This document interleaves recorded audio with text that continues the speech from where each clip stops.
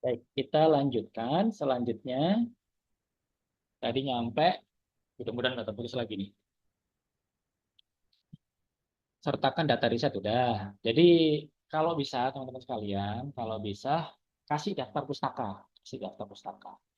Karena semakin banyak daftar pustaka yang kita punyai, semakin banyak riset yang kita pelajari, dari situ mudah-mudahan bisa meyakinkan penerbit. Ini buku yang ditulis dengan sangat serius nih, nggak asal-asalan nih, gitu ya. Kemudian berikutnya, ikuti format penulisan yang diminta penerbit. Setiap penerbit itu beda-beda, peraturannya beda-beda, jadi nggak bisa kita samaratakan. Ada penerbit yang misalnya panjang tulisannya minimal 120 halaman, A5 misalnya. Maka ikuti itu, minimal itu, jangan ngirim 100 halaman.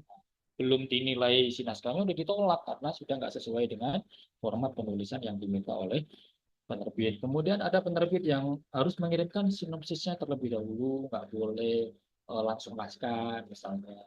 Harus dikirimkan sekalian dengan grupnya yang halaman cover untuk belakang buku itu juga disertakan. Profil penulisnya harus lengkap dan seterusnya. Gitu ya. Ikuti format penulis yang diminta oleh penerbit. Nah, gimana tahunya nih? Tahunya dari mana? Biasanya mereka memposting di akun sosial official mereka. Jadi perlu kita pelajari aja akun official mereka, tips untuk atau bagian-bagian apa saja yang perlu kita lengkapi untuk mengirimkan hasil tersebut. Kemudian nomor 5, bangun personal branding sebagai penulis. Dari mana bangun personal brandingnya? Yang pertama melalui konten-konten kita di sosial media, ini penting banget. Jadi kalau kita ngirim naskah buku, apalagi ke Gramedia ya, ke Gramedia, ini ada pertanyaan, sosial media kita apa saja? Sosial media kita itu dilihat oleh mereka.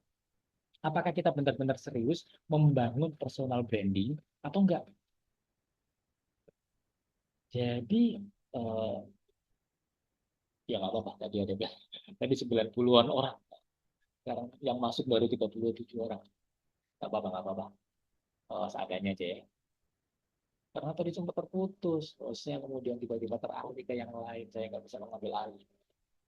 Nanti insya Allah bisa masuk lagi melalui grup. eh Personal branding ini yang penting bangunnya lewat konten kita. Nggak harus followernya besar ya. Nggak harus followernya besar. Karena seringkali ada penulis-penulis yang minder. Follower saya baru segini, follower saya baru segini. Enggak harus. Penerbit itu lebih melihat ke konsistensi konten kita seperti apa. Follower kita mungkin cuma 1.000. Bisa jadi cuma 1.000, tapi kita konsisten untuk membranding diri dengan konten-konten misalnya tentang parenting misalnya. Karena kita sedang pengen nulis buku tentang parenting. Maka dari situ penerbit punya asumsi bahwa penulis ini nanti ketika naskahnya akan saya terbitkan, ini bisa jadi promosinya serius nih. Nggak begitu buku terbit kemudian ditinggal gitu aja. Karena banyak tuh penulis yang kayak gitu. Begitu bukunya terbit, dia nggak ikut ngapa-ngapain.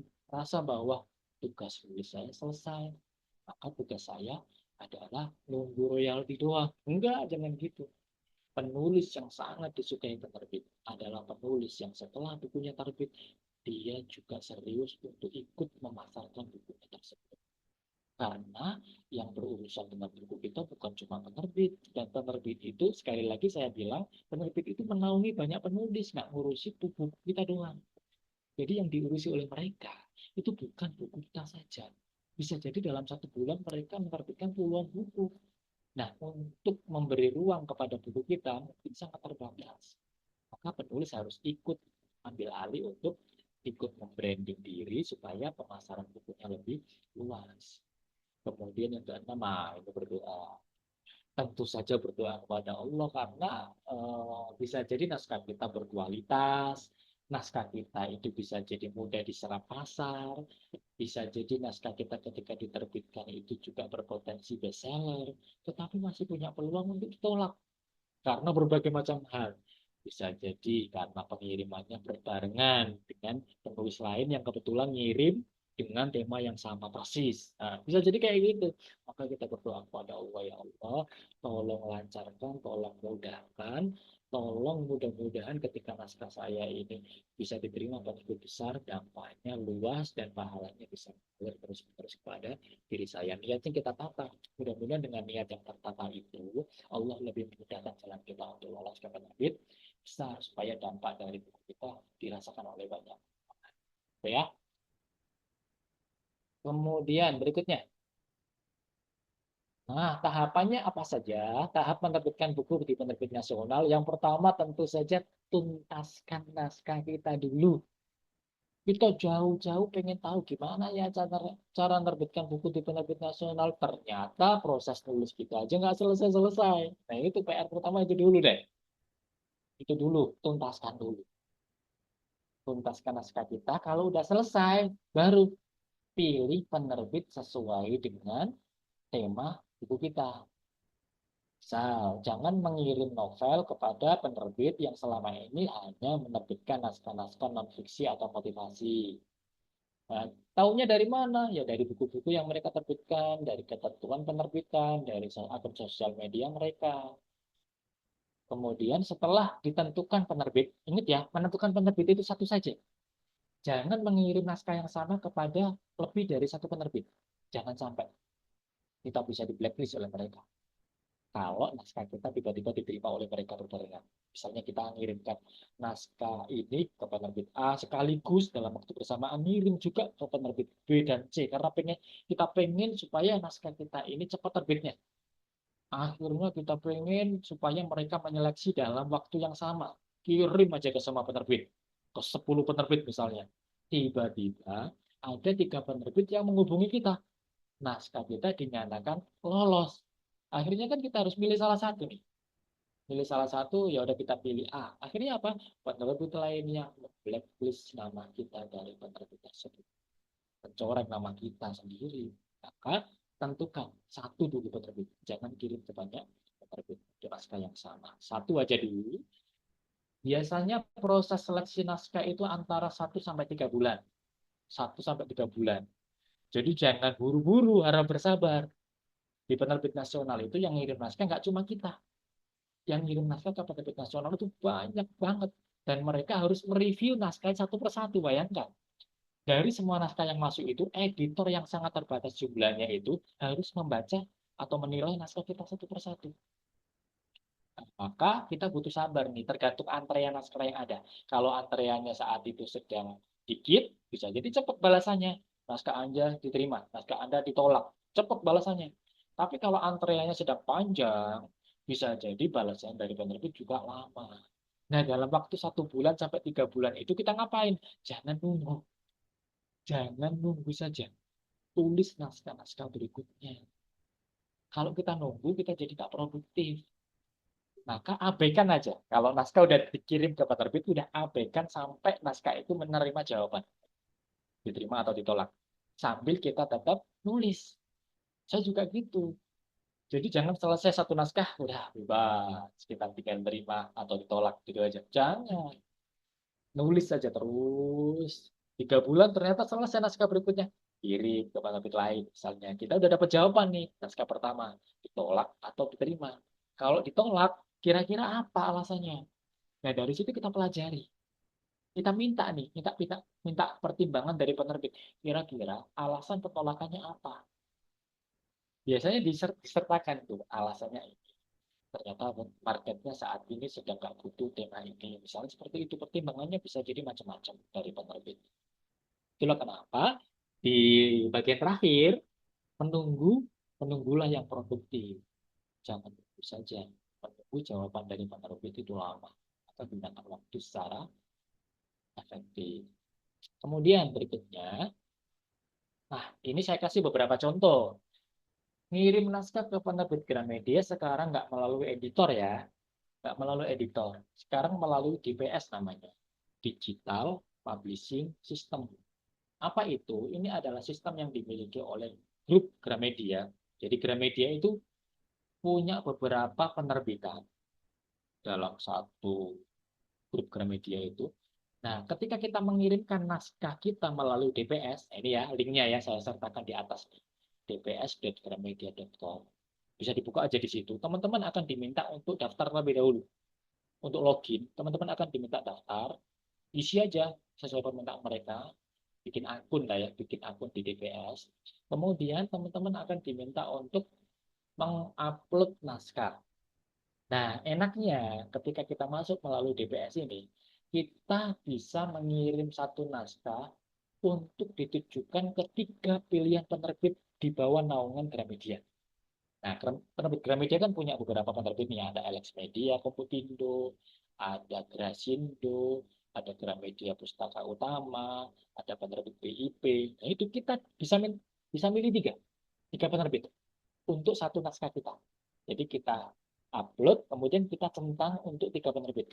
Penerbit pertama kita milih apa, penerbit kedua apa, ketiga apa. Nah, biasanya kalau kita nggak lolos ke penerbit pertama, naskah itu akan diserahkan secara otomatis oleh Gramedia itu, dialihkan ke penerbit pilihan kita yang kedua. Jadi beda nih, yang menilai beda. Kalau penerbit kedua nggak lolos juga, saya masih belum butuh naskah ini, dialihkan ke penerbit ketiga. Nah, bisa jadi naskah kita terbit di penerbit ketiga. Kalau ternyata nggak lolos juga, sudah selesai. Naskah kita akan masuk ke dalam satu kolom yang di situ adalah khusus untuk kolom naskah yang tidak terima. Baru setelah kita, nah enaknya lagi, di DPS Gramedia ini teman-teman bisa tahu naskah kita alurnya sudah sampai mana. Bisa kita cek terus secara rutin. Saat ini sampai mana ya, alurnya tahapannya sudah sampai mana ya, oh baru direview oleh penerbit kedua. Nanti kita cek ulang lagi besoknya, oh ternyata lagi direview oleh penerbit ketiga, sudah diterima. Atau ketika ditolak kita tahu, alurnya kita tahu, update-nya itu ada di situ. Gitu ya. Nanti bisa teman-teman cek sendiri di website ini. Coba-coba lah login-login. Meskipun belum punya naskah, teman-teman bisa daftar. Bisa daftar. Daftar dulu aja. Kalau sudah punya akun kan gampang besok. Kalau upload aja naskahnya. Kemudian Mizan. Kedua, Mizan. Kalau di penerbit Mizan, itu websitenya ini, kirimnaskah.mizan.com. Ini hampir sama sih, hampir sama dengan DPS. Target naskahnya kita upload. Jadi pilih penerbitnya, kemudian kita upload naskahnya. Setelah itu nanti ada proses reviewnya, kemudian naskah diterima atau ditolak itu ada jawabannya di website tersebut. Jadi kita disuruh membuat akun juga. Jadi enaknya penerbit nasional, penerbit besar, ini benar-benar terbuka banget gitu ya. Kita tahu proses naskah kita nyampe mana itu lebih mudah untuk kita lihat. Kemudian berikutnya, tuh, baik. Kita kembali lagi bentar. Saya mau mendetailkan tentang ini deh. Ini dulu, tema yang relevan. Mungkin ada pertanyaan kayak gini. Nanti kalau teman-teman mau tanya di kolom chat bisa teman-teman chat sekarang nanti. Bisa jadi saya baca gitu ya. Nanti sambil saya baca. Bapak tanya apa aja yang bisa jadi masih belum mewakili materi yang saya sampaikan barusan. Nanti bisa jadi saya terpikir, oh iya ini belum saya sampaikan gitu ya. Nggak apa-apa, bisa disampaikan melalui kolom chat. Jadi tema yang relevan saat ini apa? Gitu ya. Gimana cara cara untuk risetnya, cara untuk tahunya gimana? Yang pertama dari sosial media. Teman-teman sosial medianya itu yang biasanya masuk di FYP-nya itu tema apa misalnya? Masuk di trendingnya, masuk kalau di Instagram di search-nya itu ya, mudahnya kalau di TikTok FYP lah. Itu biasanya tema apa? Misal saya beberapa bulan yang lalu sekitar 1,5 bulan yang lalu bikin akun TikTok, baru bikin akun TikTok. Karena saya pengen tahu aja tren di TikTok kayak apa. Apakah saya bisa masuk ke genre pembaca untuk anak-anak TikTok, gitu ya? Yang kebanyakan adalah anak-anak remaja, anak-anak usia muda, 20-an ya, rata-rata belasan sampai 20-an. Kira-kira tema apa sih yang mereka gandrungi, yang mereka sukai? Akhirnya saya buat tuh konten-konten yang juga beberapa saya posting juga di Instagram, di Reels. Jadi setelah saya posting di TikTok, biasanya saya posting di Reels Instagram. Temanya macam-macam. Saya bikin perbedaan antara orang yang selesai dengan diri sendiri dengan yang belum. FYP juga. FYP juga. Saya bikin perbedaan antara orang-orang yang masih belum selesai dengan inner child-nya, luka pengasuhan di masa kecilnya dengan orang yang sudah selesai perbedaannya kayak apa. FYP juga. Nah, dari situ saya tahu nih, wah ini peminatnya luar biasa. Dari komen-komennya, banyak banget komen-komennya. Ternyata masih banyak yang relate dengan tema itu. Akhirnya apa? Ketika saya tahu bahwa tema inner child itu masih dibutuhkan, saya bulan lalu nulis itu tema selesai dengan luka pengasuhan kita di dapat terbit juga beberapa hari yang lalu. Jadi dari situ kita bisa riset. Oh ternyata tema ini masih dibutuhkan.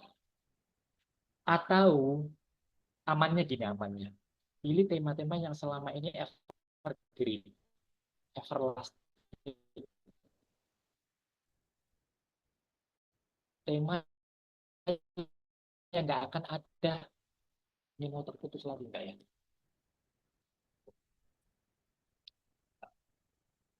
Nggak masalah ya. Tolong di kolom chat kalau ada masalah atau terhenti slide-nya gitu ya. Atau video saya terhenti, tolong nanti dikasih tahu melalui kolom chat. Tema, pilih tema yang overlasting. Tema overlasting, tema yang selama ini selalu dibutuhkan. Relevan untuk segala zaman, sepanjang masa. Nah, tema apa aja itu yang pertama? Yang pertama, tema rumah tangga. Tema pernikahan, tema rumah tangga itu gak akan ada matinya sampai kapanpun.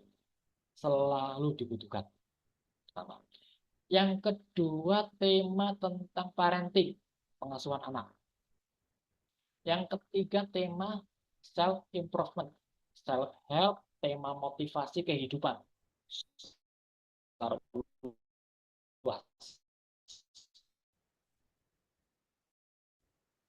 Motivasi kehidupan. Berikutnya adalah tema tentang agama. Masalah buku-buku akidah itu nggak akan ada matinya. Sampai kapanpun dibutuhkan. Tema tauhid, misalnya kita bikin tema fikih untuk milenial, fikih untuk Gen Z, fikih untuk Gen dan seterusnya, gitu ya, Gen Alpha dan seterusnya. Itu nggak akan ada matinya, tinggal dimodifikasi aja, sesuai dengan uh, hari ini. Kemudian tema apa lagi ya? Sebentar, saya lihat buku-buku saya dulu. Jodoh, tema jodoh. Nah, tema jodoh ini nggak akan ada matinya. Ini terbit sekitar tahun 2012. Bayangkan, 12 tahun atau 13 tahunan. Tuhan, siapa jodohku? Ini tetap dicetak ulang sampai hari ini. Bayangkan, belasan tahun masih tetap cetak ulang. Kemudian, nah ini yang saya sebut tema motivasi atau self-improvement. Jangan mau jadi orang rata-rata. Ini saya tulis tahun 2014 kalau nggak salah. 10 tahun lebih, bayangkan. Masih terus kita ulang sampai hari ini. Ya, jadi tema-tema yang jangan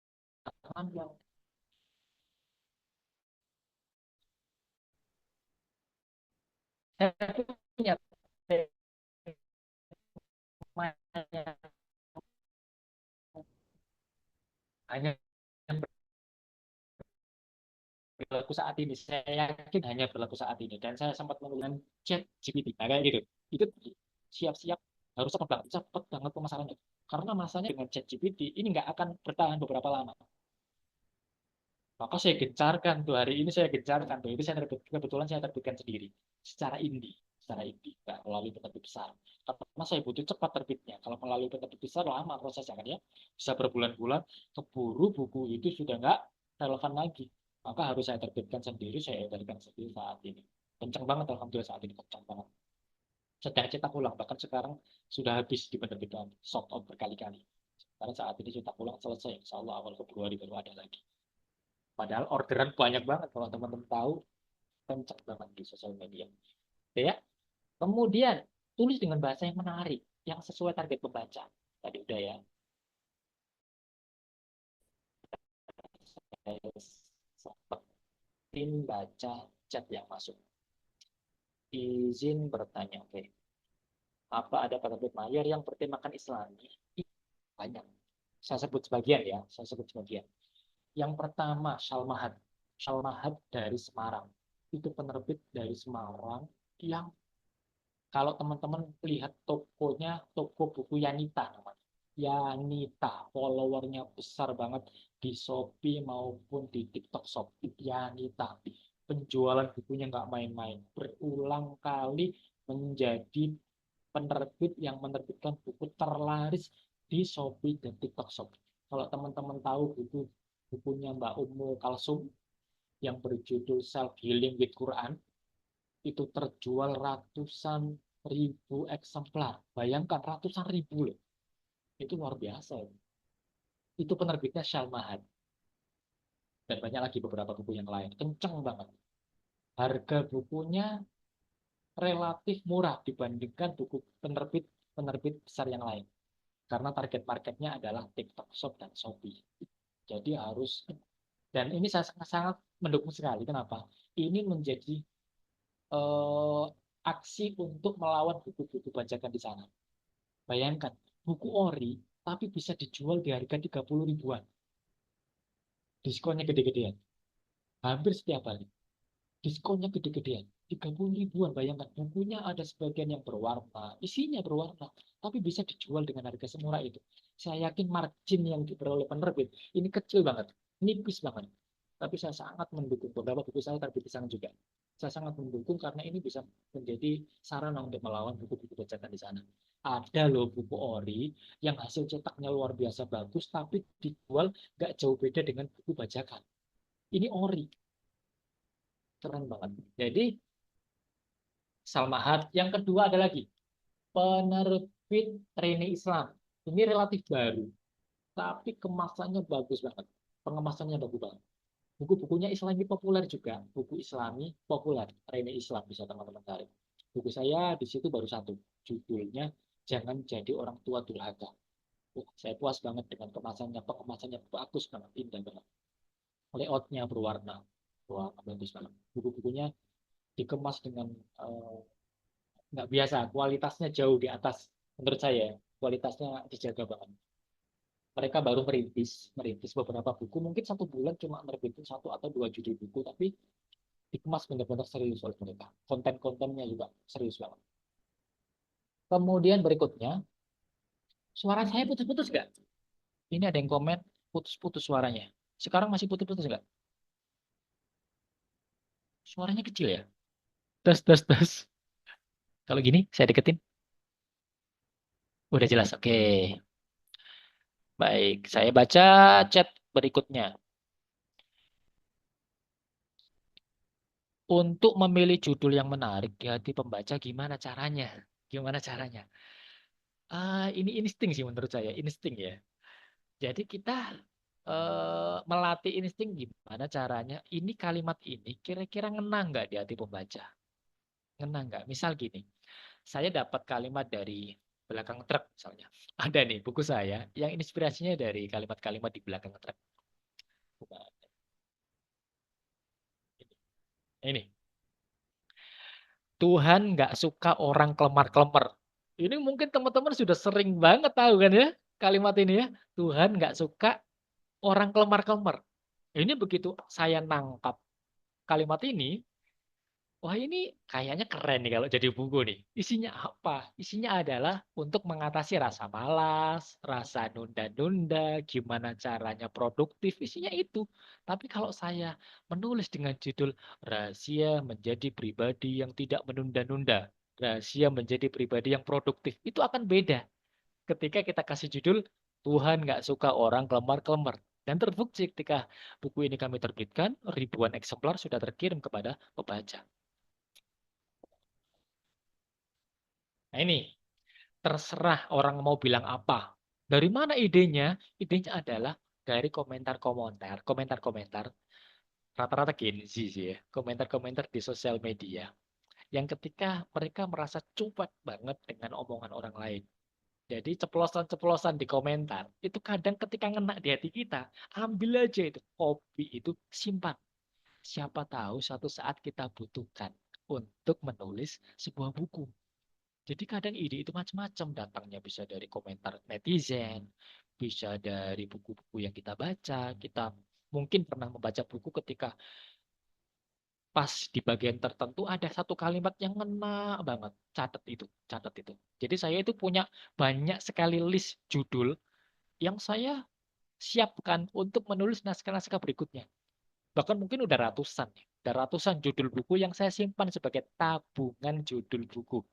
Yang suatu saat kalau saya punya tema tertentu untuk saya tuliskan, judul ini tinggal ngambil nih. Udah nggak perlu pusing lagi mikirin judul. Gitu ya. Jadi kemudian berikutnya, boleh ditulisin nggak? Tulisin maksudnya. Atau mungkin di googling aja kali ya. Apa maksudnya ya? Ini tentang apa tadi? Bentar, bentar, bentar. Oh alah, mungkin nyambung ini tadi. Bentar. Syalmahat, oke ini oke. Oh nama-nama penerbit tadi.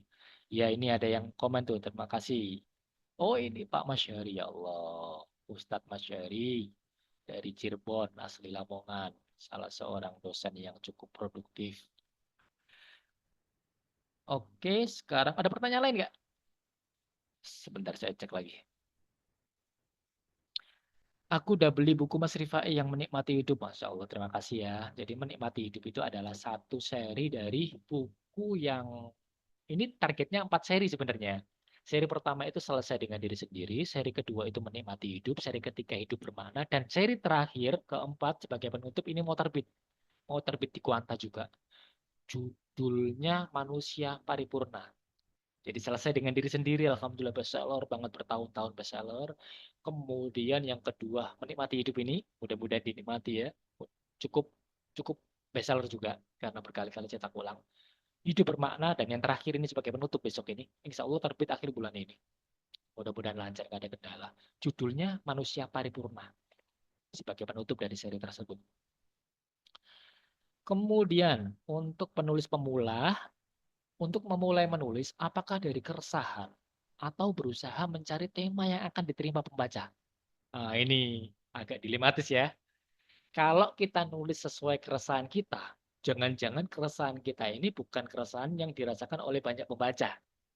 Tapi kalau kita menulis sesuai dengan tema yang disukai pembaca, jangan-jangan kita nggak merasa relate. Itu bukan keresahan saya. Bisa jadi saya merasa menulis dengan terpaksa. Ini nggak gue banget, misalnya gitu ya. Yang dibutuhkan pembaca itu tema A, tapi saya kayaknya kurang relate nih. Saya kayaknya kurang bisa mendalami untuk tema ini. Gimana nih solusinya? Nulis sesuai yang kita resahkan, yang kita gelisahkan, atau mencari tema yang diterima oleh pembaca. Jawabannya apa kira-kira? Jawabannya adalah cari irisannya. Cari irisannya. Misal gini. Keresahan kita itu pasti punya irisan dengan keresahan target pembaca tertentu. Itulah kenapa ada kalimat kayak gini. Setiap buku itu pasti akan menemukan pembacanya. Setiap buku itu pasti akan menemukan pembacanya. Nah, gimana cara menemukannya itu? Satu, kita pastikan keresahan kita itu dari keresahan kita yang cukup banyak. Mana keresahan yang bisa jadi berpotensi untuk diresahkan oleh banyak pembaca juga. Saya yakin keresahan kita kan nggak cuma satu aja ya.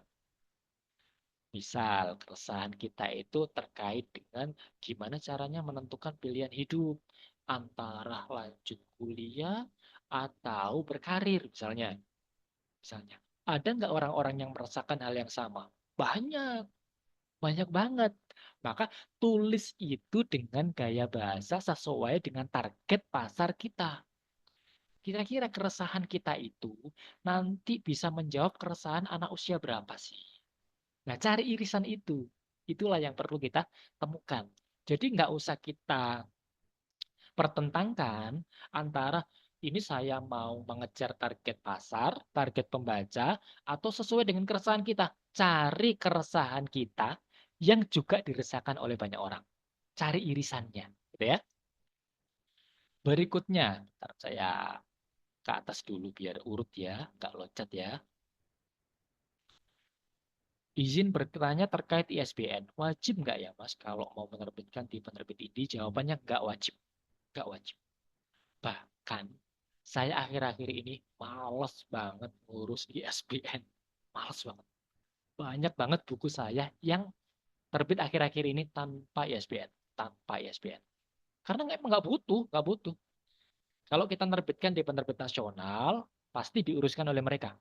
Tapi di penerbit indie, tujuannya apa sih di penerbit indie itu? Kecuali Anda nulis buku, dan buku itu berpengaruh besar terhadap karir Anda.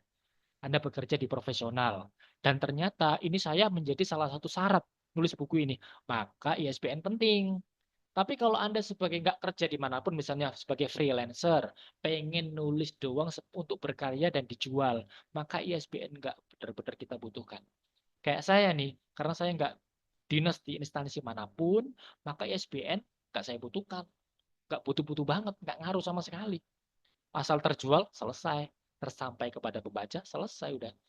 Tujuannya itu supaya buku saya bisa segera dinikmati oleh pembaca. Karena ngurus ISBN sekarang agak lama. Agak panjang. Perpusnas sekarang sudah sejak memperbarui website mereka, loadingnya agak lambat. Meskipun ada beberapa penulis kami di penerbit kami yang minta diuruskan ISBN dong Mas Rifai itu ya. Tetap kami uruskan, tetapi harap bersabar karena sekarang jangka waktunya agak lama antara diterimanya atau ditolaknya tersebut. Kemudian berikutnya, izin bertanya bagaimana kita tahu bahwa naskah kita pantas untuk lolos penerbit nasional atau enggak? Apa ada standarnya? Bagaimana kita mengukur kualitas tulisan kita? Caranya adalah kirimkan dulu. Kirimkan dulu. Coba aja. Karena kalau kita berasumsi, khawatirnya asumsi kita adalah subjektif banget. Bukan penilaian yang objektif. Jadi caranya ya udah, cara terbaik adalah coba aja. Kan nggak ada risikonya juga. Ditolak ya nggak masalah. Mindset yang perlu kita pegang sebagai penulis pemula itu satu. Salah itu wajar karena saya belajar. Ditolak itu biasa saja karena saya masih pemula. Salah, gagal itu wajar. Jangan baper ya. Kalau ditolak jangan baper. Kalau saya sudah nulis ratusan judul buku, lalu saya ngirim ke penerbit, kemudian saya ditolak, itu saya layak baper. Saya layak untuk baper. Kenapa? Saya udah nulis banyak buku, kok masih nulis naskah, tapi ditolak penerbit, berarti naskah saya ini nggak layak terbit. Saya nih yang harusnya baper nih. Tapi buktinya saya nggak baper, ditolak juga nggak masalah. Saya bisa pindah ke penerbit yang lain, gitu kan ya. Jadi berkaitan dengan kualitas naskah kita loh. Bisa jadi saat itu penerbit sedang tidak butuh tema kita. Jadi belum tentu terkait dengan kualitas naskah ya. Jadi jangan baper. Kenapa? Karena ditolaknya naskah kita belum tentu karena kualitas naskah kita jelek, belum tentu buruk. Bisa jadi memang sedang nggak butuh aja. Dan bisa jadi nanti kita akan dihubungi. Naskahnya masih ada nggak? Ketika mereka sudah butuh. Itu ya. Jadi sulit kalau menilai pantas atau enggak. Yang menilai naskah kita secara objektif adalah pembaca dan penerbit. Pembaca dan penerbit. Kalau penerbit sangat terkait dengan kebutuhan pasar. Sementara kalau pembaca, mereka menilai dengan sangat objektif. Sementara kalau diri kita sendiri biasanya selalu nggak puas dengan naskah sendiri. Jadi misal kita nulis buku atau nulis tulisan apapun bentuknya, biasanya seringkali kita selalu nggak puas dengan hasil tulisan kita. Kita baca ulang, pasti pengen merevisinya. Ini ada yang kurang terus. Saya juga gitu. Itu kalau saya turuti terus-menerus, insya Allah nggak akan pernah terbit tulisan itu. Kenapa? Nggak pernah puas. Pasti ada yang kurang terus. Maka biasanya saya mencukupkan. Maksimal 3 kali saya baca. 3 kali aja udah, jangan lebih. Kalau 3 kali udah selesai, udah harus segera saya kirim ke penerbit. Kalau saya ulang-ulang lagi, nggak akan selesai-selesai. Kemudian pertanyaan berikutnya, bagaimana standar naskah kita lolos di penerbit nasional? Ini hampir sama ya pertanyaannya ya. Susah untuk menilainya, sulit banget untuk menilainya. Maka caranya ya udah, store aja udah, kirim aja, jangan takut kirim ya. Belum tentu naskah kita sekarang ditolak, kemudian kita di blacklist. Jangan merasa kayak gitu. Kayaknya kita sulit banget mengirim ke penerbit nasional, takut banget gitu ya. Jangan-jangan kalau ini ditolak, naskah berikutnya saya sulit masuk. Enggak. Jadi tenang aja, coba aja, nggak ada risikonya. Kalau kita berani mencoba, kita punya kemungkinan 50% berhasil, 50% ditolak. Tapi kalau kita nggak ngirim-ngirim, maka itu artinya 100% kita ditolak karena nggak ngirim. Berikutnya, tips untuk membuat tulisan yang hidup. Nah, caranya. Anggaplah ketika kita sedang menulis. Kita sedang ngobrol berdua dengan pembaca kita. Ngobrol berdua. Jadi jangan seolah-olah kita menasehati, jangan seolah-olah kita sedang ngasih tahu, tapi anggaplah pembaca kita sebagai teman diskusi, teman ngobrol, teman sharing. Karena biasanya ketika naskah kita seperti itu, kita mengesankan diri kita untuk ngobrol dengan target market kita, target pembaca kita, itu biasanya mereka akan menerimanya itu dengan hangat, mereka terimanya juga dengan hati. Karena kita nulisnya juga dengan hati. Itulah kenapa sering banget kita dengar kalimat tulisan yang keluar dari hati, akan masuk ke hati. Ya kayak gitu. Anggaplah pembaca kita adalah teman sharing. Bukan teman yang nggak tahu kemudian kita kasih tahu. Enggak. Jadi jangan merasa lebih tahu dari pembaca. Tapi merasalah bahwa pembaca adalah teman sharing kita. Teman cerita kita. Teman ngobrol kita. Aku sepertinya bagian pembaca aja deh. Sepertinya menjadi penulis itu berat. Jadi Mas Rifai dan kawan-kawan menjadi penulis. Aku sebagai pembaca. Oke. Tapi gini, ada kalimat gini yang membuat saya tersemangati untuk menulis. Gini. Dengan membaca, kita mengenal dunia. Tapi dengan menulis, kita dikenang dan dikenal oleh dunia. Dengan membaca, kita mengenal dunia. Tapi dengan menulis, kita dikenal dan dikenang oleh dunia. Jadi jadikan itu sebagai motivasi, sebagai penyemangat. Karena bisa jadi ide-ide yang ada di kepala kita, pengalaman hidup kita, itu sangat berharga bagi pembaca kita. Jangan meremehkan pengalaman hidup kita ya. Kita mungkin sering kali meremehkan pengalaman hidup saya biasa-biasa saja. Hidup saya nggak ada istimewanya, nggak dramatis sama sekali, ngalir begitu saja. Enggak. Setiap kita pasti spesial. Nggak ada yang alur hidupnya sama. Nggak ada yang punya pengalaman hidup yang sama persis dengan orang lain. Maka kita bisa menuliskan itu. Isi kepala setiap kita pasti berbeda. Saya sering banget mencontohkan ini. Di workshop penulisan, biasanya ada yang bilang gini, Mas Rifai, saya sulit banget mencari ide. Oke, kalau kalian sulit mencari ide, coba saya buktikan bahwa ide itu nggak sulit untuk mencarinya. Caranya gini, coba sebutkan satu kata secara random. Satu kata saja secara random. Sebut aja, asal sebut aja. Beberapa waktu yang lalu di Malang, kebetulan di salah satu pesantren di Malang, Ar-Rohma Putra Malang. Ada tiba-tiba yang nyeplos kayak gini. Menyebut satu kata, gelap. Gelap, oke. Saya ambil kata gelap. Oke, dari satu kata gelap itu, coba sekarang kembangkan, semuanya ikut ya. Ambil alat tulisnya, tulis 3 paragraf dalam waktu 5 menit dari kata gelap.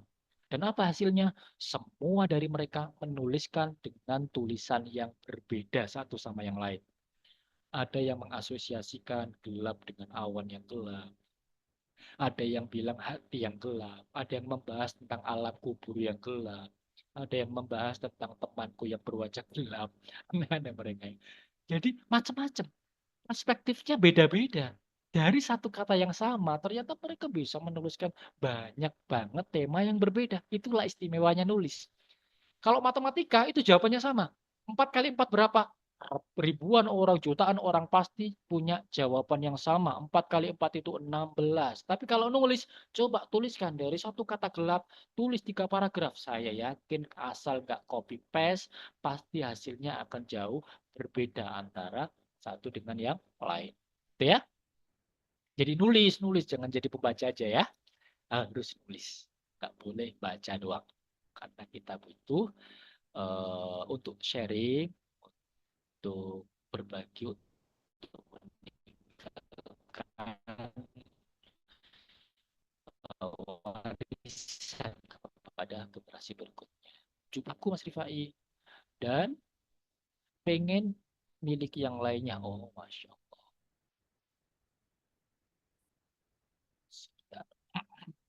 Ini masih lancar ya videonya ya? Mohon maaf. Oke, makasih, makasih. Mas, bagaimana menjaga semangat untuk menyelesaikan tulisan menjadi buku? Nah, benar, menjadi penulis itu prinsipnya ada 3, kunci keberhasilannya ada 3. Yang pertama motivasi, yang kedua eksekusi, yang ketiga konsistensi.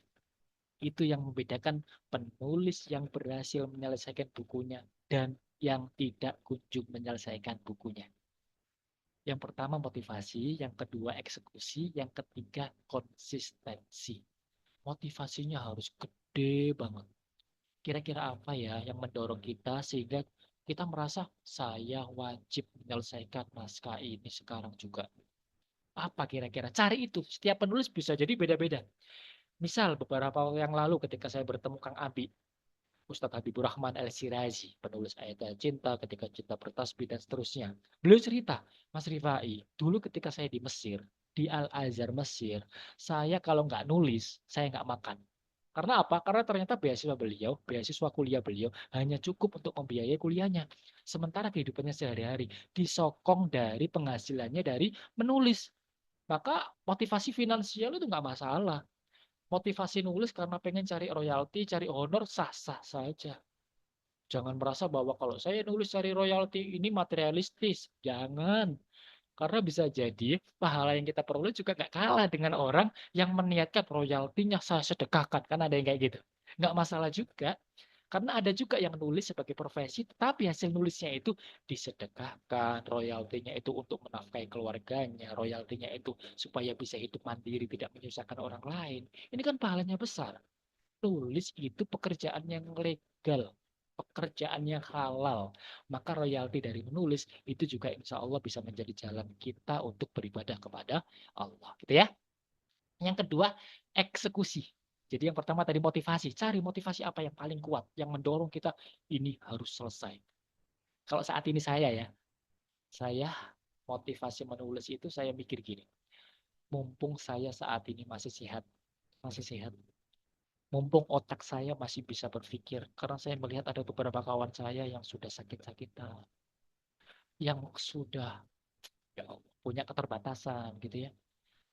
Maka saya membandingkan nih, saya diberikan Allah kesehatan, saya diberikan oleh Allah ide-ide, saya diberikan oleh Allah kesempatan untuk menerbitkan buku saat ini, maka saya harus gencarkan tetap nulis, nulis, nulis.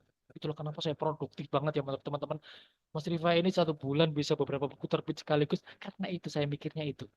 Mumpung saya masih sehat nih, dikasih Allah usia, kesehatan, dikasih Allah kesempatan untuk terbitin dimanapun bisa gitu loh. Ya udah ini harus saya manfaatkan sebaik mungkin, jangan disia-siakan, gitu ya. Yang pertama motivasi. Yang kedua eksekusi, jangan tunda-tunda. Biasanya nih penulis ini kan profesi yang fleksibel ya, yang nggak ada deadline-nya. Seringkali nggak ada deadline, siapa yang mendeadline penulis? Nggak ada. Kecuali kita terikat kontrak. Kalau nggak terikat kontrak, ya udah kita suka-suka kita nulisnya kan ya. Mau nulis nggak apa-apa, nggak nulis juga bebas-bebas saja. Nah itu yang bikin akhirnya penulis itu banyak yang nunda-nunda kayak gitu. Itu tantangan bagi penulis nih. Maka eksekusi segera kalau kita punya ide. Karena ide itu kalau tidak segera kita eksekusi, satu, dia akan dieksekusi oleh penulis lain. Dua, keburu ide itu hilang dari kepala kita. Jadi ide itu harus kita tuliskan, harus segera kita tangkap nih. Cara mengamankannya ya dengan cara segera tuliskan ide tersebut. Kemudian yang ketiga adalah konsistensi, harus disiplin. Jangan gantungkan aktivitas menulis kita pada mood, ya. Jangan gantungkan aktivitas menulis kita pada mood. Mood saya lagi jelek nih, saya nggak mau nulis. Jangan. Tapi gantungkan aktivitas menulis kita pada disiplin. Orang disiplin itu, males atau nggak males, dia tetap nulis. Baik saya males atau sedang nggak mood, saya jam segini, ini waktu saya nulis. Maka nggak boleh untuk aktivitas yang lain. Males atau nggak males, sedih atau bahagia, saya harus tetap nulis. Nah itu orang disiplin kayak gitu. Nah, menulis itu butuh itu disiplin.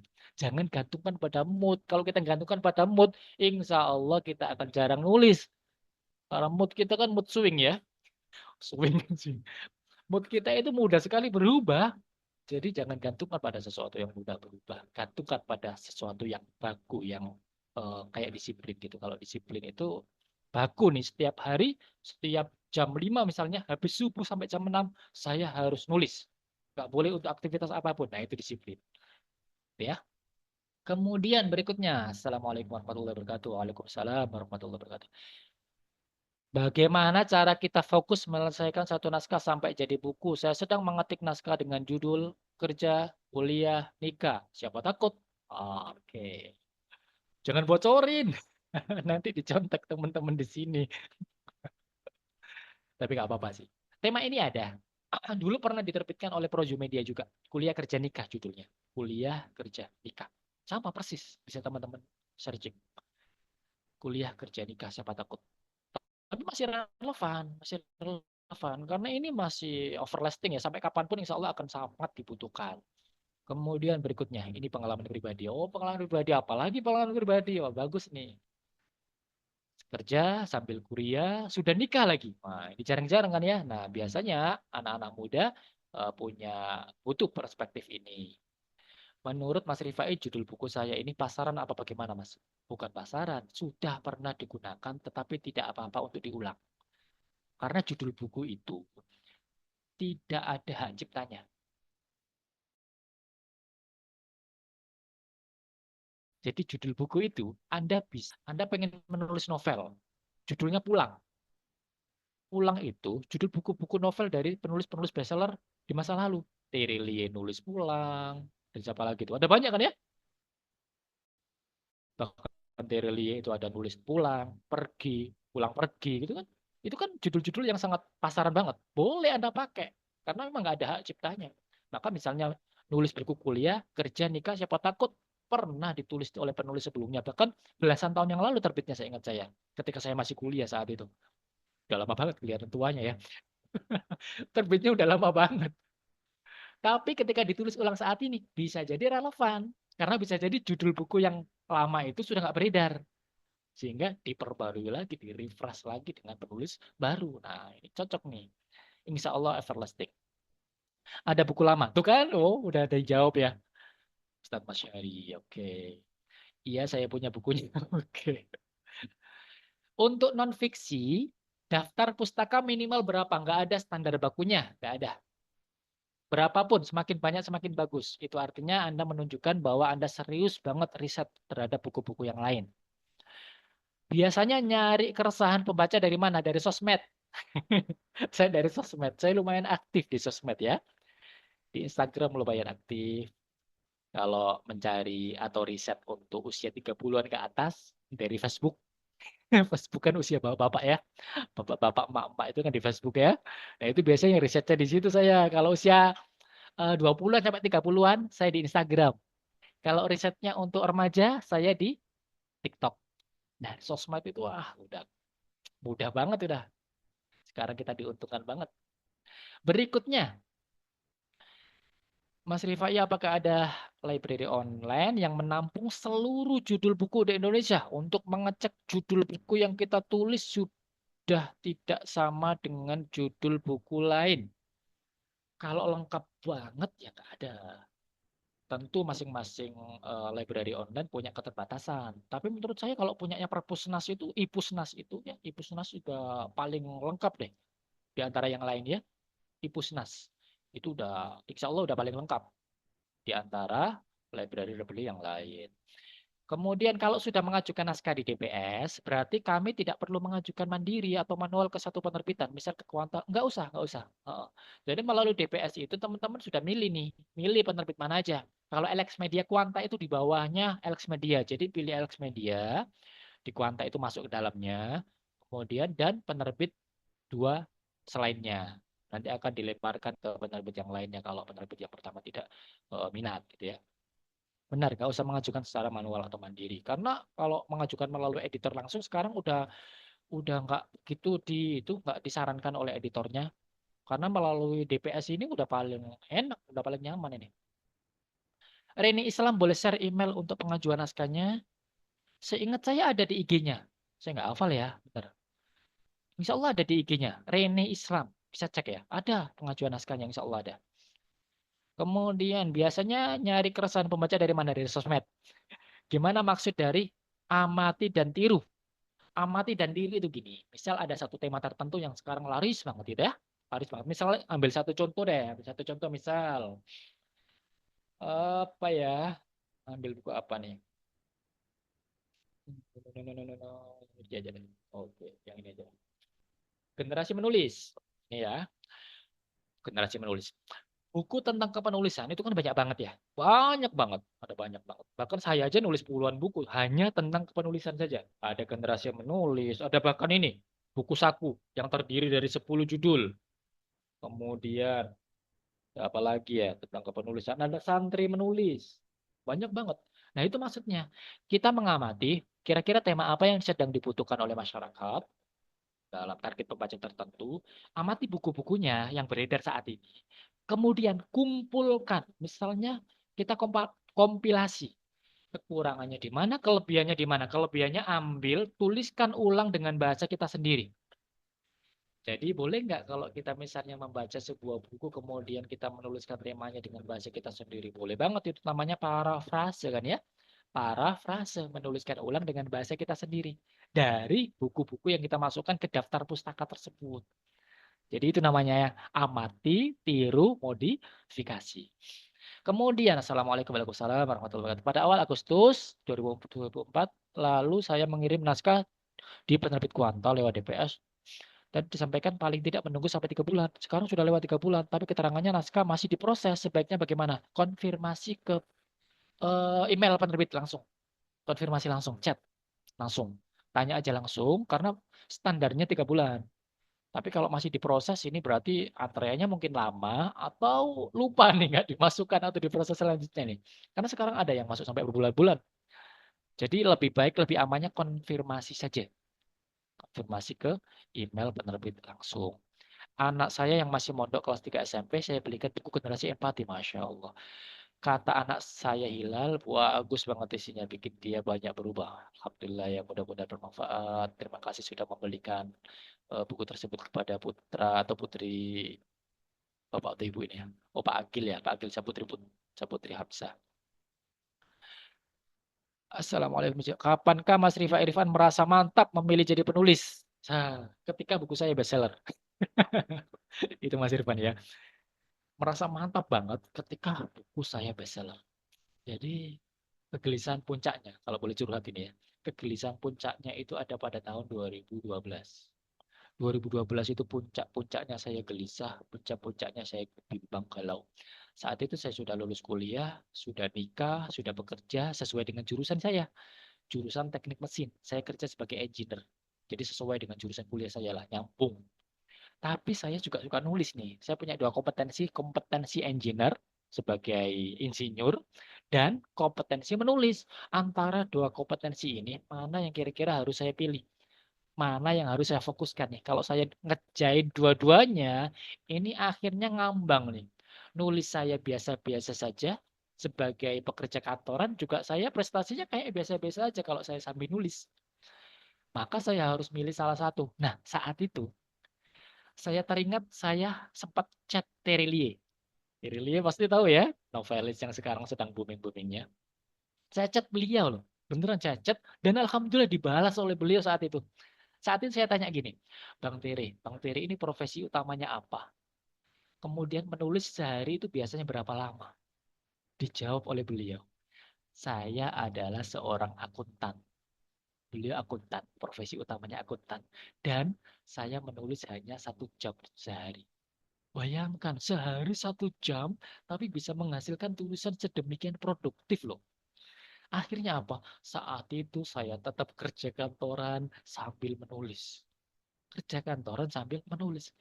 Sambil menunggu nih, sambil menunggu. Kira-kira buku saya ada yang booming nggak? Ternyata saat itu Allah memberikan jawaban. Beberapa buku saya dibestsellerkan oleh Allah. Yang pertama, Tuhan maaf kami sedang sibuk. Cetak ulang berkali-kali. Bahkan sudah diterjemahkan dalam bahasa Melayu. Dan kalau teman-teman googling, Tuhan maaf kami sedang sibuk, edisi Malaysia. Di covernya itu tertulis sudah terjual ratusan ribu buku. Jadi kalau ngomongin royalti itu ya, royalti itu udah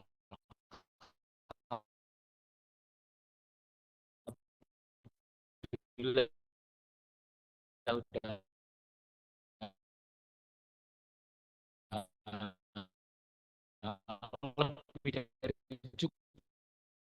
dicetak lebih dari 20 kali.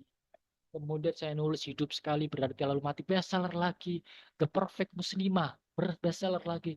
Akhirnya, wah kayaknya saya mantap nulis saja nih. Kalau saya sambil kerja, kayaknya malah nggak ini. Ketika saya ada undangan bedah buku, saya akhirnya cuti, kadang bolos gitu ya. Saya merasa mendolimi perusahaan gitu ya. Mendolimi perusahaan. Ketika sedang kerja saya sambil nulis, oh ini kan saya digaji tapi saya pakai untuk nulis, ini kan mendolimi perusahaan juga. Akhirnya saat itu saya memutuskan ya udah deh, saya harus resign dan memutuskan fokus di satu profesi, yaitu menulis. Jadi saat itu mantap ya. Bagaimana kalau kita kehabisan ide tulisan di tengah jalan? Biasanya ide kita habis itu karena dua hal. Satu, kondisi emosional, atau dua, kita kehabisan bahan. Tapi seringnya kehabisan bahan sih ya. Kita nggak bisa nulis lagi karena memang bahan di kepala kita udah selesai, udah habis. Mau apa yang mau ditulis? Berarti apa yang kita lakukan? Ya udah riset lagi, baca buku lagi, kita cari podcast-podcast yang sesuai dengan tema buku kita lihat YouTube lagi, lihat konten-konten yang sesuai dengan apa yang sesuai dengan tema yang sedang kita tuliskan gitu ya. Itu. Jadi kalau ide kita mentok, biasanya karena itu alasannya. Kita kehabisan bahan atau kita sedang sedih gitu ya, sedang sedih. Biasanya susah banget untuk mengeluarkan ide-ide di kepala kita. Pertanyaan dari Mas Rudi. Bagaimana cara memasarkan buku sendiri supaya bestseller? Selain lewat Facebook, Instagram, TikTok Shop, ini disebutkan semua nih. Gimana terus? Memasarkan buku sendiri, tapi selain lewat sosmed, selain lewat marketplace, gimana? Ya emang itu caranya. Kemarin itu hari apa ya? Hari Jumat, Sabtu, Ahad saya di Bandung. Saya mengikuti pelatihan workshop. Judul workshopnya Gurihnya Jualan Buku yang diisi oleh Kang Dewa Eka Prayoga dan Ustadz Reza Wibisono. Ustadz Reza Wibisono.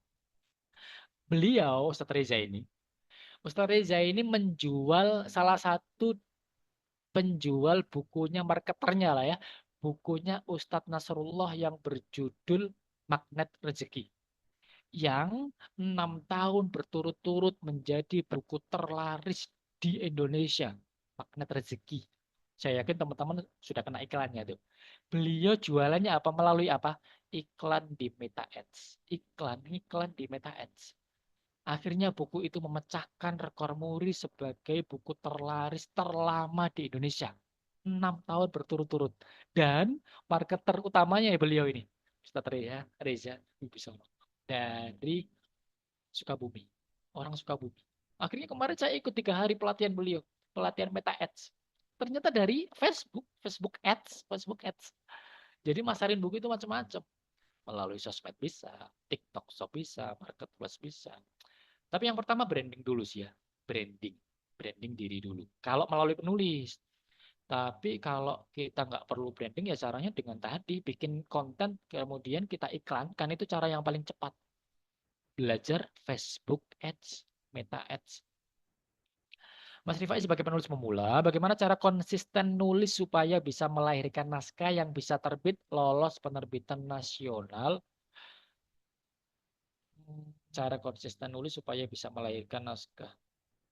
Oh, yang pertama, pelajari buku-buku yang selama ini diminati oleh penerbit.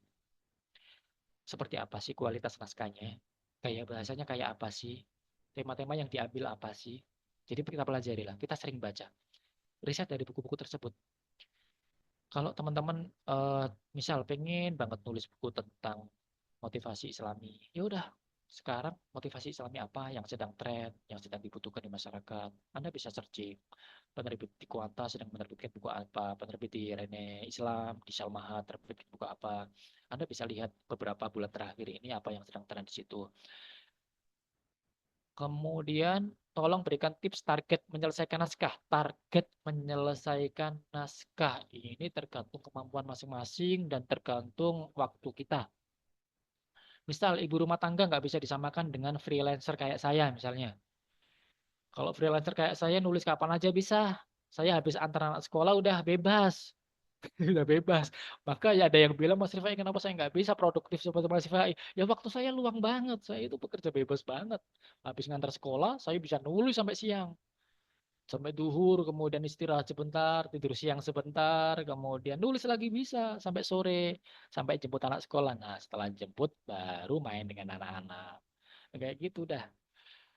Jadi target tipsnya beda-beda. Target tipsnya menurut saya yang penting konsisten, disiplinkan. Kalau kita mau nulis 1 halaman per hari, ya udah konsistenkan itu. Misal nih, misal kita target nulis 1 halaman saja per hari ya. 1 halaman bisa jadi cuma 30 menit. Itu udah lama sih ya. 1 halaman A5 ya. A5. A5. Ukuran buku standar kan A5. Itu berarti dalam waktu 150 hari, itu kita dapat 150 halaman. Itu sudah layak jadi satu buku loh. Berarti untuk dapat 150 hari, itu kan 5 bulan ya. Berarti kalau kita konsisten nulis 1 halaman saja per hari, 5 bulan selesai satu buku. 1 tahun bisa 2 judul buku. Asal kita konsisten. Kalau kita mau mempercepat lagi, 2 halaman per hari. Kita bisa lebih percepat lagi. 2,5 bulan selesai. 1 tahun bisa jadi 4 sampai 5 buku. Jadi butuh konsisten aja. Mau tanya Mas, untuk pemula, apakah ada maksimal atau minimal jumlah halaman? Bukan untuk pemula, tapi untuk semuanya biasanya. Jadi penerbit itu punya standar masing-masing, punya batasan minimal. Kalau Kuanta kayaknya seingat saya 120 halaman sih ya. 120 halaman.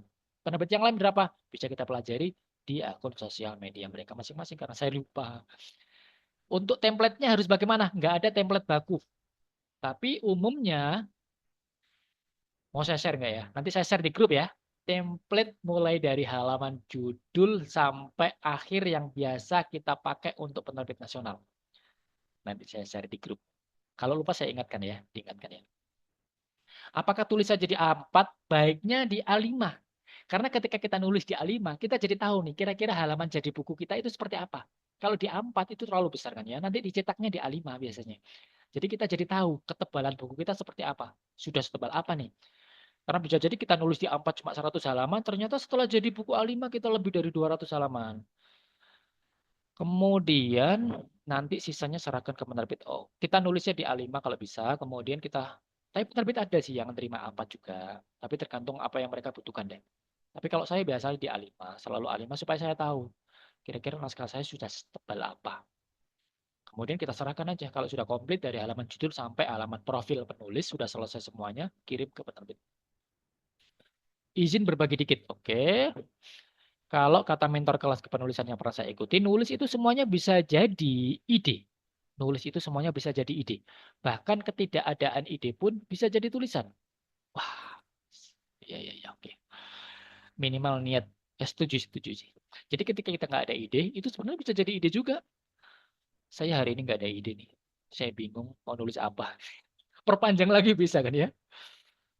Kemudian, Mas, apakah untuk nulis buku self development gitu perlu menggunakan footnote? Baiknya jangan, baiknya jangan. Jangan terlalu banyak footnote. Kayak karya ilmiah ya jadinya kan. Jadi buku populer itu justru kurangi penggunaan footnote-footnote gitu. Karena bikin nggak nyaman dibaca. Mengganggu, malah mengganggu. Dan seringkali tanpa sih ya, seringkali nggak ada. Kalau kita terinspirasi dari tulisan orang lain, gimana cara mengembangkannya ke buku kita, Mas? Tuliskan dengan gaya bahasa kita sendiri. Kalau terpaksa mengutip lengkap ya, ini kayaknya kalau saya bahasakan sendiri menjadi kurang kurang nyaman. Saya sudah nyaman banget dengan gaya bahasa ini. Ya udah, kutip paragraf tersebut, kemudian langsung tuliskan menjadi kalimat langsung di bawahnya. Misal sumbernya siapa, tanpa footnote ya.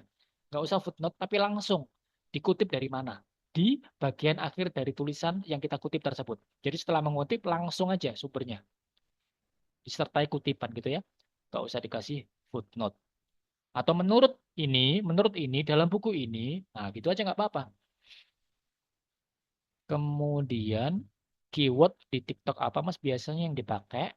Soalnya zaman pakai TikTok banyak nggak bener yang muncul di timeline. Jadinya uninstall. Keywordnya apa yang saya nggak pakai keyword ya? Kalau biasanya kita download TikTok kan ada deh ketertarikan kita dalam hal apa ya. Nah biasanya yang muncul di FYP kita nggak jauh-jauh dari itu. Jadi yang isi aja motivasi, misalnya pengembangan diri, gitu ya. Sehingga yang muncul juga, yang FYP juga nggak jauh-jauh dari itu. Kapan ke Jogja? Oh, saya baru pulang dari Jogja beberapa pekan yang lalu. Dan belum ada rencana ke Jogja lagi. Boleh berbagi kenapa atau alasan menulis? Alasan menulis saya banyak. Finansial ada, alasan dakwah, alasan pengen meninggalkan warisan, pengen ilmu saya manfaat, pengen nanti buku-buku saya dibaca banyak orang ketika saya sudah nggak ada, pengen ketika saya meninggal dunia, ketika saya sudah dikubur, pengalaman saya nggak ikut terkubur.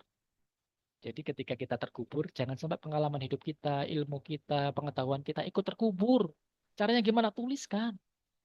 Jadi jasad kita udah dikubur, tapi pengetahuan kita, pengalaman hidup kita, itu bisa jadi masih penting untuk menjadi pelajaran bagi hidup orang lain. Maka harus dituliskan. Sayang banget.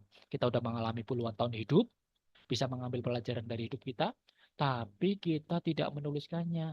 Akhirnya kita nggak ada, pengalaman kita juga ikut nggak ada. Sayang banget. Karena bisa jadi itu menjadi manfaat bagi orang lain. Kalau sudah lolos dan selesai di semua tahapan di DPS, berarti berarti setelahnya kita hanya tinggal menunggu buku kita tersedia di Gramedia. Kalau sudah lolos, iya, kita tinggal nunggu. Nggak usah nagih-nagih penerbit. Mereka sudah tahu jadwal yang tepat untuk menerbitkan buku kita. Karena jangan berpikir bahwa ketika naskah kita sudah lolos, itu kemudian kita tinggal waktunya dekat nih untuk menikmati buku kita. Belum tentu. Masih nunggu lagi antrean terbit. Antrean lolos ada, antrean terbitnya juga ada. Jadi mereka sudah banyak sekali naskah-naskah yang sudah diloloskan oleh mereka, tetapi terbitnya masih lama. Biasanya dicari nih, mana momentumnya yang pas untuk menerbitkan buku ini. Menunggu buku kita tersedia, ya tinggal nunggu aja. Untuk ISBN dan lain-lain, kita nggak ikut ngurusin udah. Kalau naskah kita udah lolos, udah fokus aja nulis naskah berikutnya. Udah nggak usah ngurusin udah. Fokus nulis naskah-naskah berikutnya. Udah anggap aja nggak usah ini. Anggap aja udah nggak ada lah naskahnya. Udah tinggal nunggu terbitnya aja, baru kita ikut ngurusin promonya atau penjualannya. Alhamdulillah udah punya bukunya Kak. Tuhan maaf kami sedang sibuk. Alhamdulillah. Makasih jawabannya sama-sama. Motivasi gitu nggak diturnitin ya Mas. Berarti buku-buku motivasi gitu nggak diturnitin. Oh, saya nggak pernah sih ya. Yang penting itu tulisan saya sendiri. Jadi kita ini kan bukan karya ilmiah ya, bukan karya ilmiah. Jadi nggak perlu itu. Jadi lolos gitu aja ya. Asal kita dibuat surat itu loh, surat pernyataan karya asli ya, keaslian karya. Jadi ketika kita nerbit lebih besar, ketika mau ngurus ISBN, kita akan dapat surat namanya surat ke misalnya suatu saat buku itu bermasalah, ternyata ada kutipan dalam buku kita yang itu ngutip tanpa mencantumkan sumbernya, yang bertanggung jawab bukan penerbit, tapi langsung penulis. Ya, langsung penulis. Kenapa demikian? Karena kita sudah menandatangani surat keaslian karya, gitu ya. Videonya aman, aman ya. Oke. Ada dua pertanyaan lagi. Kalau ngirim ini banyak nggak? Oh, enggak. Ini pertanyaan dari Mas Rudi terakhir. Kalau ada lagi nggak apa-apa. Mumpung saya belum ngantuk. Kalau nggak ada, kita tutup nanti ya. Ada dua pertanyaan lagi. Kalau ngirim naskah ke penerbit itu harus sudah jadi full selesai. Iya, full selesai. Jangan ngirim naskah cuma sebagian aja. Harus full sampai selesai. Jangan daftar isi atau contoh tulisan satu bab dulu. Enggak sebagian. Tapi sampai tuntas. Ya, sampai tuntas. Kecuali biasanya ada penulis-penulis yang sudah profesional, sudah menulis banyak buku, kemudian dia cuma ngajuin tema dulu. Tertarik nggak dengan tema ini? Biasanya ngajukan cuma sinopsis, daftar isi, selesai. Tapi kalau penulis yang masih awal, masih pemula, harus naskah full. Karena mereka juga butuh melihat konsistensi tulisan kita dari awal sampai akhir terjaga nggak. Kemudian biasanya mungkin bab-bab awal masih relevan, tetapi setelah bab pertengahan sampai akhir ternyata sudah nggak nyambung lagi kan ada kayak gitu. Maka mereka butuh untuk membaca full naskah kita. Barangkali tadi saya agak belakangan ngikutin cuma ini mau tanya, istilah DPS itu apa ya? DPS itu adalah, mana tadi slide-nya ya? Bentar. Slide-nya saya, ini tadi. Digital Publishing System. Bisa dibuka web ini ya. dps.gramedia.com. Nanti teman-teman daftar akun dulu di situ, bikin akun. Bikin akun, setelah punya akun, teman-teman bisa mengirim atau mengupload naskah kita. Ini untuk Gramedia ya. Untuk penerbit di Gramedia. Di Gramedia itu ada banyak sekali penerbit. Kalau nggak salah ada 6 penerbit. Dan nanti bisa dipelajari di situ. Kemudian kalau Mizan, dikirim naskah.mizan.com. Kalau penerbit lain gimana? Bisa cari di sosial media. Ada banyak banget penerbit nasional. Apa lagi ya? Ada lagi nggak ya? Oh, ada lagi, ada lagi. Nah, santri menulis, Masya Allah. Mas Asbarin. Untuk ilmunya, oke, sama-sama, mudah-mudahan manfaat. Terkait pendanaan, bagaimana setelah dinyatakan lolos, apakah kita langsung lepas begitu saja dan mulai nulis buku baru? Iya benar. Dan atau ada pendanaan yang perlu penulis berikan untuk biaya cetak? Nggak ada. Jadi kita kembali lagi ke sini tadi. Mana tadi? Perbedaannya ini ya, dipelajari lagi ya perbedaannya ya. Nanti saya share di grup ya slide-nya. Jadi perbedaannya ini. Untuk penerbit nasional, tanpa ada biaya sama sekali. Murni biaya penerbit. Jadi risiko dananya, risiko rugi atau enggak, itu ada di penerbit. Itulah kenapa mereka selektif banget menyeleksi naskah kita. Wajar. Karena risiko terbesar itu di mereka. Jadi jangan salahkan. Kalau mereka dapat untung besar pun harusnya wajar juga sebenarnya. Karena resikonya besar, untung besar juga harusnya wajar. Tapi ternyata keuntungan mereka, margin mereka juga nggak besar-besar banget sih. Kalau saya hitung-hitung, toko buku yang paling besar itu pun untuk operasional mereka juga. Untuk operasional di Gramedia kan nggak kecil ya. Mereka butuh karyawan, mereka butuh operasional toko, dan lain-lain. Gitu ya. Jadi tanpa ada biaya. Biayanya full dari penerbit. Resikonya juga full dari penerbit. Kalau resiko di penulis apa? Resiko di penulis itu satu. Resiko tulisan kita udah capek-capek nulis, lalu ditolak. Nah itu. Kita mengalokasikan waktu yang lama banget untuk tulis satu tema, ternyata ditolak. Nah resikonya yaitu, resiko tenaga dan waktu lah ya. Tenaga, waktu, pikiran. Itu resikonya penulis. Sementara resiko biaya itu ada di penerbit. Gitu ya. Apakah ada lagi? Jangan lupa kirim template. Ya, terima kasih. Kalau novel bagusnya ke penerbit mana, Mas? Novel di Gramedia juga ada. Di DPS juga ada. Kalau novel-novelnya ini, novel-novelnya JS Khairan. Tahu ya, JS Khairan ya. Itu seringnya di Grasindo. Di Grasindo. Itu grupnya bisa masuk DPS juga. Jadi masuk di Gramedia juga. Itu keren banget tuh. Novel-novelnya Kang Maman juga. Kang Maman Suherman. Itu kan bestseller juga tuh. Itu di Grasindo juga. Dan ada lagi apa? Alhamdulillah tiga kali buku saya diterbitkan. Alhamdulillah. Ini sama nih. Saya dari Lamongan karena Ngendeng. Masya Allah, dari Lamongan juga. Siapa nih? Bisa komunikasi nanti ya. Bisa ngopi-ngopi kita ya. Terakhir, oke. Kalau nggak keberatan, boleh nggak saya dapat nomor pribadi Mas Irfan? Nanti Japri aja ya. Japri aja. Oke. Email atau DM deh. Email atau DM. Karena nomor saya privat banget. Kalau saya privat banget. Jarang banget. Bahkan status saya itu paling cuma ke belasan orang. Status WA saya itu cuma terbagi ke belasan atau puluhan orang lah. Dikit banget. Jadi memang saya introvert banget ya. Saya introvert banget. Jadi sharingnya juga terbatas. Ini aja saya tadi pengennya melalui teks saja nih saya sharing malam ini. Tapi ternyata setelah voting yang milih Zoom lebih banyak. Oke, ada lagi? Udah ya? Udah cukup? Ada lagi? Mungkin itu dulu teman-teman sekalian. Jam 8. Oh, jam 10 ya. Harusnya cuma sampai jam 9 nih. Saya nggak sadar. Oke, cukup dulu.